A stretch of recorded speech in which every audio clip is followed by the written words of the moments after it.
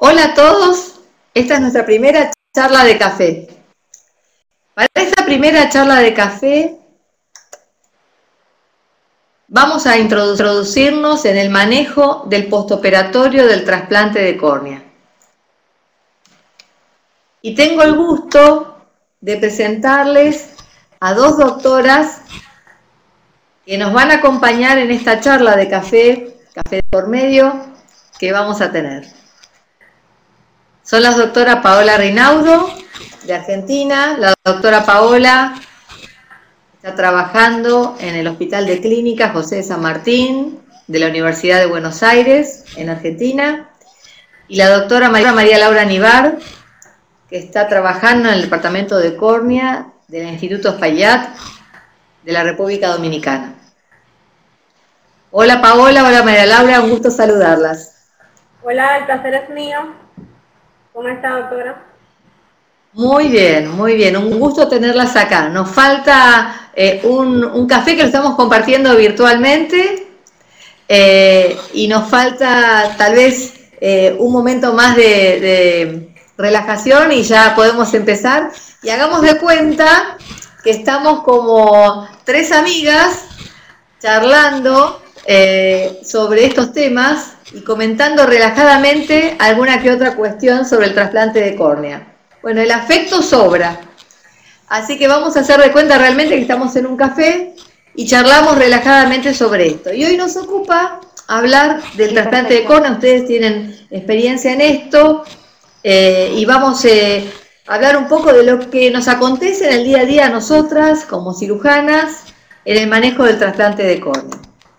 Para eso les preparé algunas preguntas. En un café no podría aparecer esto, pero sí hagamos de cuenta que es como un memo para que vayamos viendo. Y les preparé una primera pregunta que me interesa mucho para que compartamos entre nosotras y para los que nos están escuchando. ¿Cuál es el tratamiento de profilaxis postoperatoria que tienen ustedes en un trasplante penetrante? Entonces quería comentarles cuál sería el tratamiento de profilaxis que hacen ustedes en el postoperatorio de un trasplante de córnea. Te escucho, Paola. ¿Cuál es el manejo que hacen inmediato para todo tipo de prevención en un trasplante?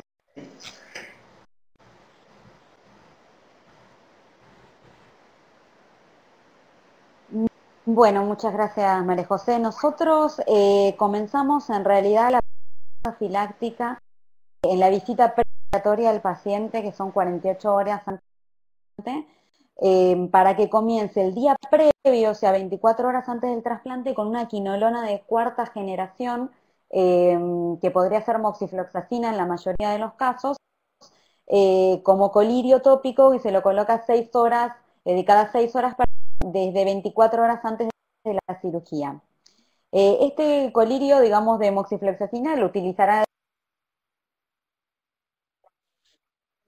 después en el postquirúrgico, y además agregamos por vía oral a todos los pacientes moxifloxacina oral 400 miligramos una vez por día desde 24 horas antes del trasplante. Luego, dentro de la cirugía en sí, profilaxis antibiótica por vía endovenosa, anestesiólogo en general, que puede ser cefalotina o cefazolina. Lo que seguimos manejando nosotros es antibióticos con moxifloxacina. Termina 5 días de moxifloxacina oral el paciente, y después empezamos en el postquirúrgico. A las 24 horas postquirúrgicas empezamos con los primeros 3 meses de pacientes prednisolona acetato comercial que utilizamos viene combinado con fenilefrina, pero podría ser prednisolona acetato sola. Al principio cada 4 horas y luego, según la evolución del paciente, lo vamos bajando. Luego de estos primeros 3 meses, a lo que son corticoides de superficie como podría ser fluorometolona o loteprednol, siempre teniendo en cuenta que un gran porcentaje de los pacientes que llegan a un trasplante de córnea son respondedores a corticoides, teniendo en cuenta de tomar la presión intraocular en todas las visitas y tratando de sacar, digamos, haya de la presión intraocular. En todos los trasplantes, digamos, de rutina, solo utilizamos el tratamiento tópico con prednisolona acetato.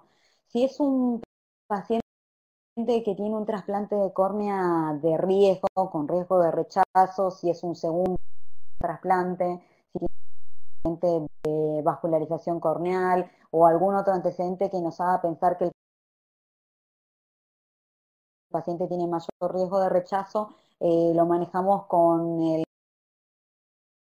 médico inmunólogo y podemos utilizar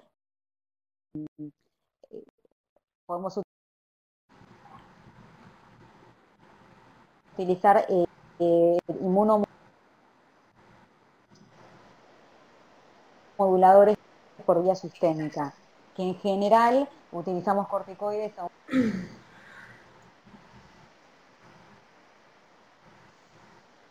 miligramo por kilo día en los casos más graves y con más riesgo de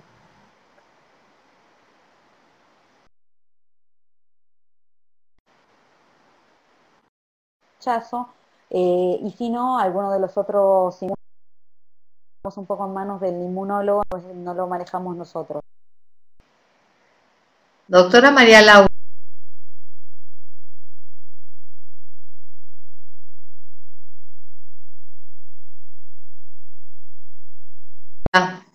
¿Cuál es tu manejo en el postoperatorio? ¿Cuáles son tus pilares farmacológicos para controlar la evolución postoperatoria inmediata en un trasplante? Inicial. Para manejar la parte del rechazo, yo las primeras 48 horas utilizo prednisolona cada 2 horas y luego 4 veces al día, se la mantengo 4 veces al día por lo menos los primeros 2 meses, monitorizando la presión semanal. Eso es en pacientes sanos que no tienen ninguna otra patología agregada. Ya si es un paciente con riesgo de rechazo, usualmente lo manejo en conjunto con el departamento de inmunología, o sea, le mando una cita previa y se maneja en conjunto con prednisona oral.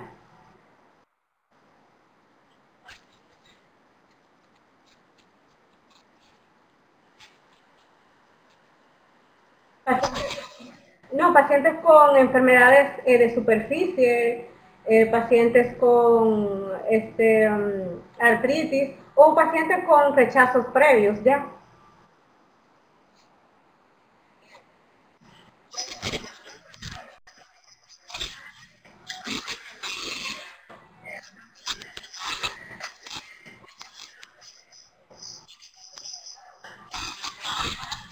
Los primeros 3 meses es un corticoide suave como el loteprednol, y luego uso ciclosporina tópica. Yo he tenido excelentes resultados haciendo ciclosporina tópica de 6 a 12 meses en el postoperatorio.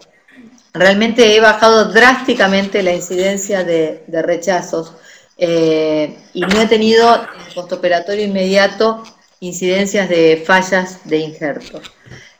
Con lo cual, por supuesto, paso a inmunomodulación general en pacientes con una enfermedad de base autoinmune fuerte o con antecedentes de otros trasplantes, pero de rutina, aunque sea una patología, llamémosle más básica o inocua, como lo puede ser un queratocono, no olvidemos que el queratocono tiene a favor que es una patología bastante simple para el trasplante, pero en contra que son muchos de los pacientes jóvenes o medianamente jóvenes, entonces los considero también potencialmente de riesgo para desarrollar un rechazo, con lo cual de rutina he puesto en mi protocolo postoperatorio usar ciclosporina tópica. Realmente he obtenido buenos resultados.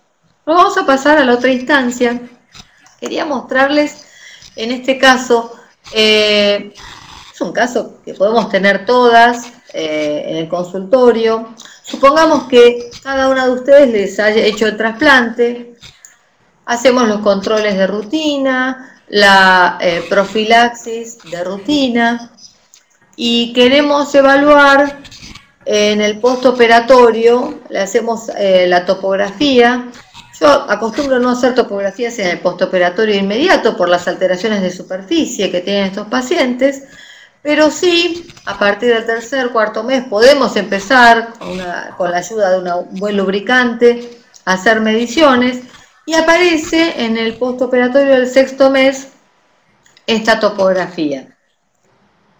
¿Qué conducta indicarían? Ustedes vienen, le hacen el control de la agudeza visual, le hacen el control de la refracción, revisan la medicación y el paciente, con esta refracción que les muestro, viene con esta topografía. Supongan que están en su consultorio y quieren tomar una conducta terapéutica. ¿Cuál sería?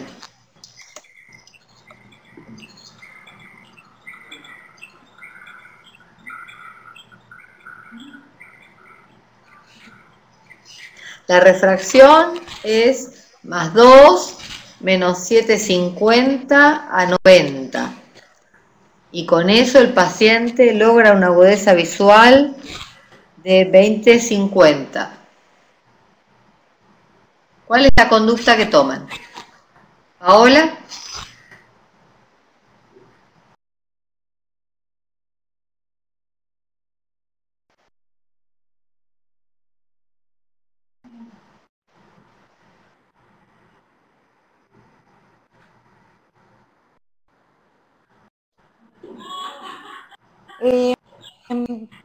La verdad que nosotros en el hospital de clínica... Muy bien. María Laura, ¿qué opinión tenés? Ese paciente viene a la consulta de control, lo operaste hace 6 meses. ¿Y cómo lo manejas? Realmente yo no le hago nada tampoco. Yo empiezo a retirar los puntos al año, yo lo mantendría en observación simplemente. Yo no retiro puntos antes de los 9 meses. Lo dejo tranquilo. Muy bien, muy bien. Yo les voy a dar mi opinión.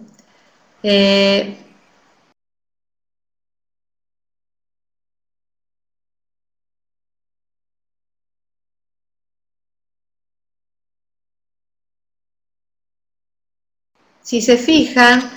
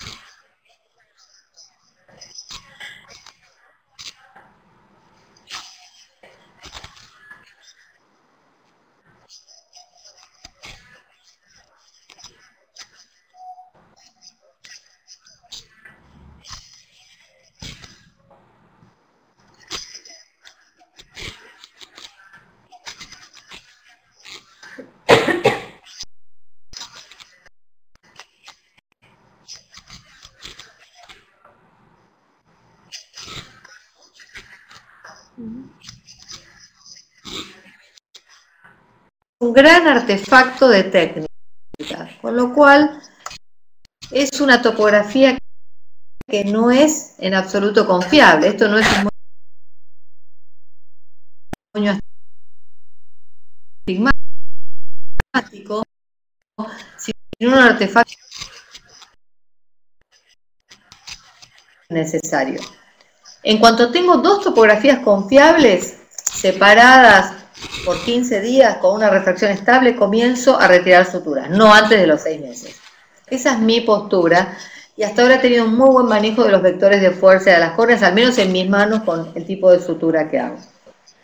Déjenme preguntarles, ¿cómo manejan en general el rechazo? Sea una queratoplastia lamelar, una queratoplastia penetrante, si hay diferenciación, si es un trasplante endotelial, si hay algún tipo de diferencia, ¿cómo manejan el rechazo interdisciplinariamente? Algo hemos tocado en la primera parte de la profilaxis, pero me gustaría ahondar si lo diferencian según el tipo de trasplante, según el tipo de patología, si lo tienen sistematizado o si hacen de rutina algo muy parejo. Los escucho. Paola, por favor.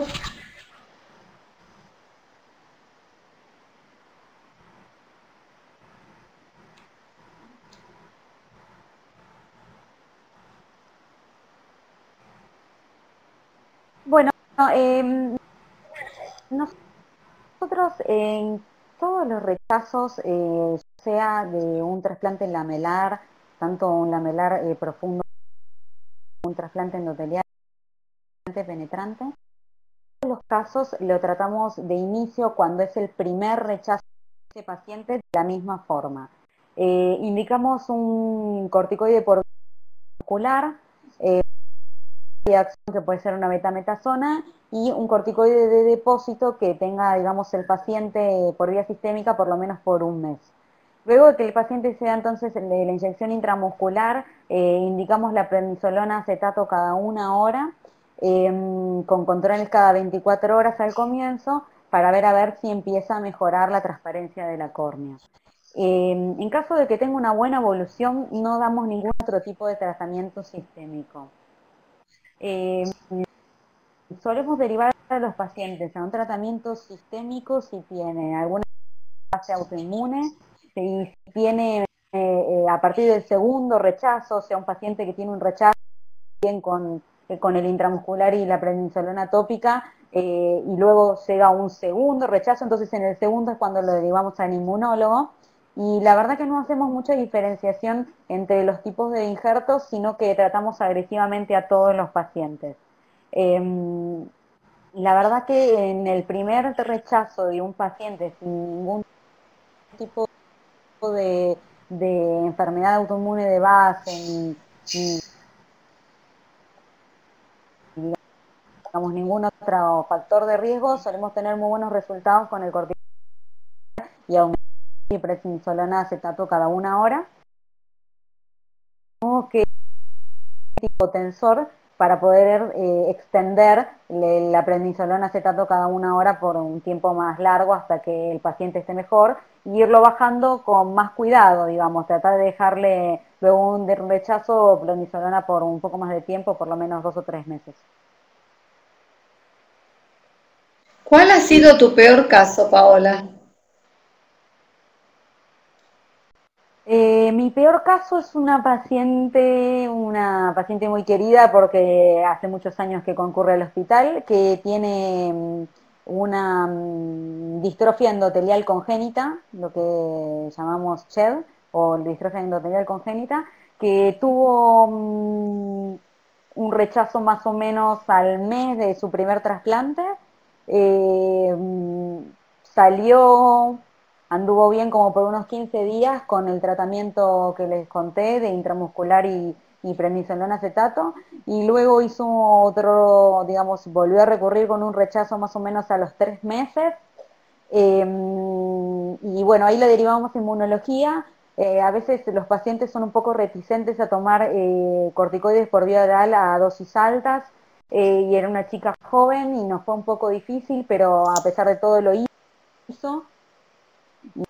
Igual con el tratamiento sistémico no anduvo bien, nunca ese segundo rechazo, y se volvió a operar, y con el segundo trasplante lamentablemente le pasó lo mismo. Así que a veces creo que hay cosas que tienen un poco que ver con la patología de base y con algo idiosincrático del paciente, más que con el tratamiento y todo el cuidado que nosotros le podamos dar. Sí, totalmente de acuerdo. María Laura, ¿cómo manejás el rechazo? Paciente que tiene varios rechazos, entonces, por ejemplo, un tercer rechazo, sí lo envío con un inmunólogo para ayudarnos entre los dos departamentos. para que le pongan tratamiento sistémico. Pero hasta ahora realmente con la prednisolona tópica me ha ido bastante bien. No he tenido ningún problema. ¿Haces inyecciones paraoculares? La verdad no he tenido que hacerlo. Con el tratamiento tópico hasta ahora ha funcionado. Supón que tenés un paciente que está operado hace 45 días y le ves 3 puntos inferiores con un rechazo, con un penacho vascular en cada punto. ¿Qué haces? Ahí pudiera inyectar subconjuntival o incluso donde está el penacho vascular pudiera inyectar triamcinolona por debajo de los vasos en la córnea. Ahí sí pudiera hacerlo. Hasta ahora no he tenido. Lo hice, pero ya en el fellowship. Como especialista no me ha tocado hacerlo todavía. Pudiera también, usualmente si hay pacientes con problemas de superficie, pues entonces, o sea, vascularización corneal, se haría primero una colocación de membrana. Habría que valorar si hay que hacer algún tratamiento, aparte antes del trasplante, algún tratamiento para la superficie, preparar esa superficie.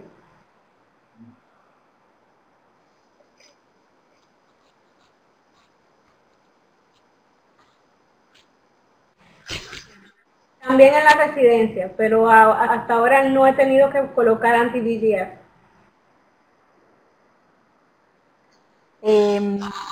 Yo tuve hace poquito.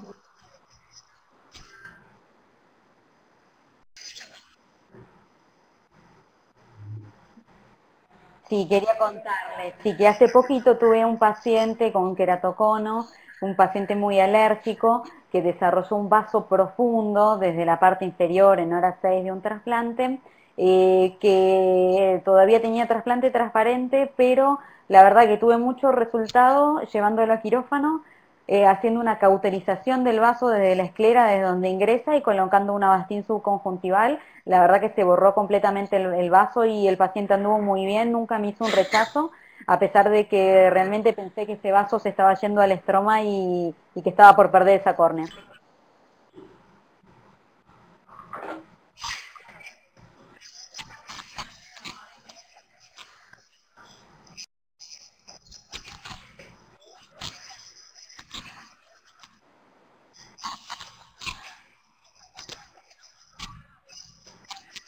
Muy bien, hace poco he controlado un par de ellos y realmente han evolucionado como si no hubiera habido el episodio.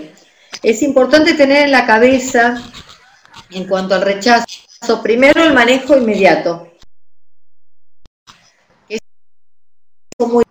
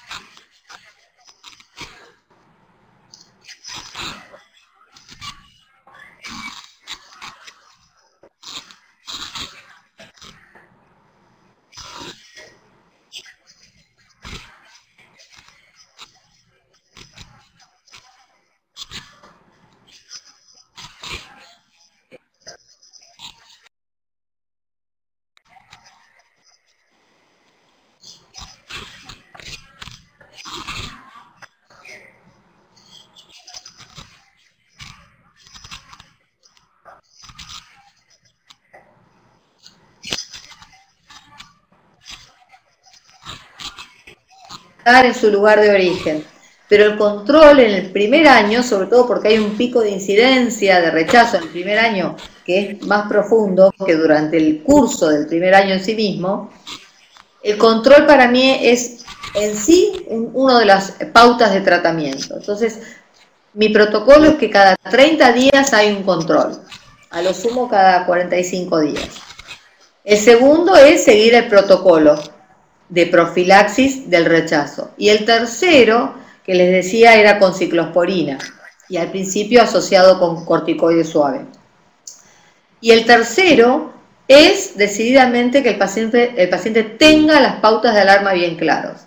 Ojo rojo, puede estar o no asociado a dolor y disminución de la visión. Muchas veces es el paciente que con estas pautas de alarma concurre antes en un intercontrol, por decir así, y uno pesquisa rápidamente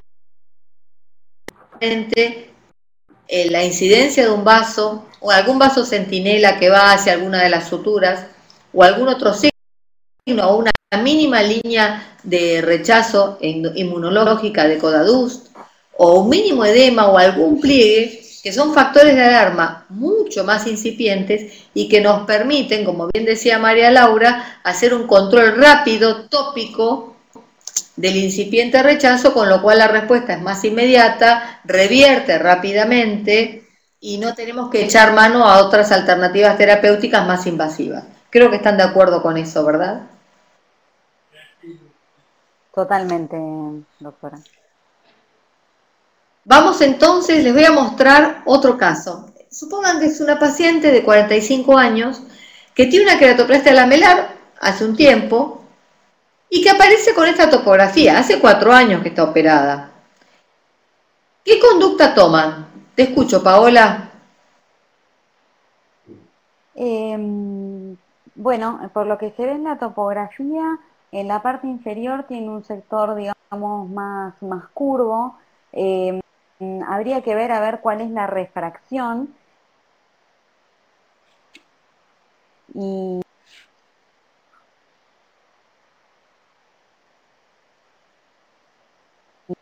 ver cuál es la agudeza visual. No sé si la topografía del tendríamos digamos, en cuanto a la corrección, si va a eso, ¿qué opciones tenemos para corregir el astigmatismo residual? La refracción de ella es -4 a 90.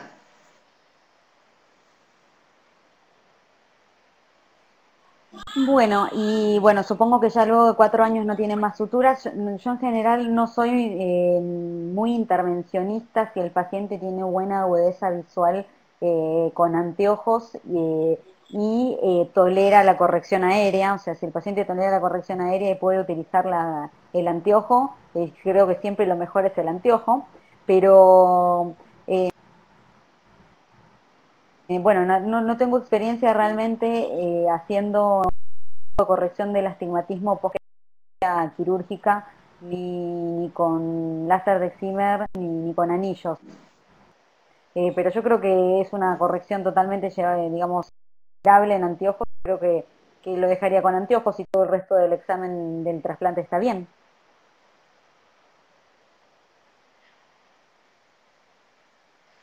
Suponiendo que este paciente que tiene una queratoplastia lamelar de 4 años de evolución, tiene una refracción de -4 a 90, ¿cuál sería? El paciente tiene una agudeza visual aceptable, que es 20-40. ¿Cuál sería tu conducta? Bueno, Paola, estamos ya viendo las 4 preguntas básicas de un trasplante. ¿Qué consejo le darías a un fellow que se está iniciando en el desarrollo del trasplante de córnea? Consejo mínimo que a vos te sirva de perla. A mí me lo han dado también y seguramente a vos te lo han dado.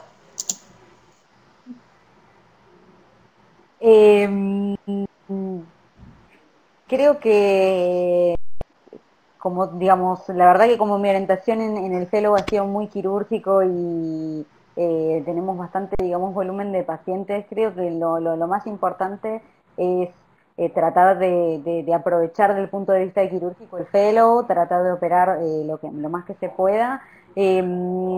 Lógicamente que he tenido la suerte y creo que es una de las cosas más importantes de tener al lado un maestro siempre.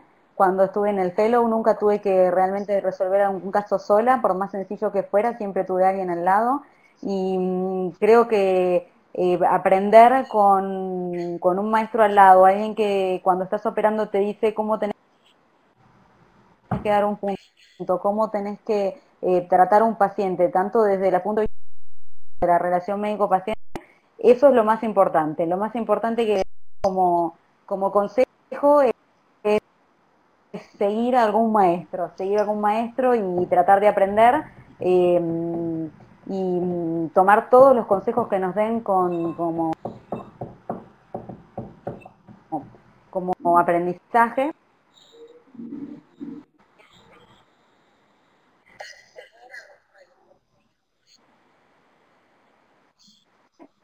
Y creo que es la mejor forma, ¿no? Es muy difícil aprender todo esto de que con el paciente y con alguien que sepa.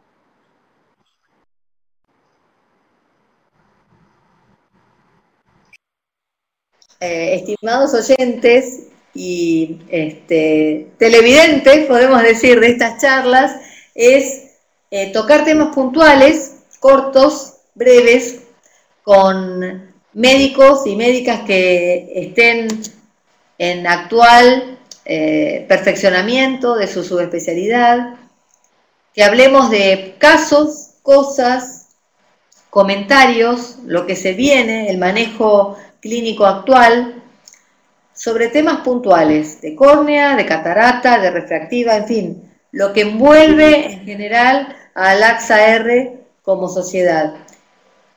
Es el interés de nuestra sociedad que estemos involucrando a gente joven, los que quieran participar, acérquense, porque la idea es que charlemos, los que tenemos un poquito más de experiencia, con los que están formándose y que quieren, como todos, tener una especialidad y una subespecialidad bien formada, informada, estudiosa, que sepan y que quieran tratar a los pacientes como corresponde, con seriedad, con cuidado y por sobre todo, con afecto. Quiero agradecerles muy mucho a las doctoras, tanto a la doctora María Laura como a la doctora Paola, la participación en esto que fue el estreno de la primera charla de café. Preguntarles si alguna quiere hacer algún comentario a propósito del postoperatorio en el trasplante. ¿Les queda algún comentario por hacer, alguna de ustedes? ¿Algo que quieran decir antes de cerrar nuestra primera charla y pedir la cuenta del café?